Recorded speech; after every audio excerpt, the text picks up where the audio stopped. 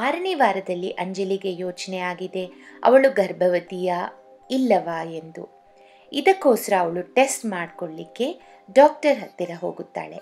ಅಂಜಲಿ ಪೌಷ್ಟಿಕ ಆಹಾರವನ್ನು ಸೇವನೆ ಮಾಡಬೇಕೆಂದು ಡಾಕ್ಟರ್ ಹೇಳ್ತಾರೆ. ಅಂಜಲಿಯ ಗರ್ಭದಲ್ಲಿ ಬೆಳೆಯುತ್ತಿರುವ ಭ್ರೂಣ ಹೇಗಿದೆ, ಈಗ ಒಂದು ಎಳ್ಳಿನ ಬೀಜವಷ್ಟು ಇರಬಹುದು ಮತ್ತು ಅದು 3 ಪದರುಗಳಾಗಿ ವಿಭಜನೆ ಆಗುತ್ತದೆ. ಮೇಲಿನ ಪದರು ಮಗುವಿನ ಭವಿಷ್ಯದ ಮೆದುಳು ಮತ್ತು ಬೆನ್ನುಹುರಿಯಾಗಿ ಬೆಳವಣಿಗೆ ಆಗುತ್ತದೆ. ಮಧ್ಯದ ಪದರು ಭವಿಷ್ಯದ ಹೃದಯ ಮತ್ತು ರಕ್ತನಾಳಗಳಾಗಿ ಬೆಳೆಯುತ್ತದೆ.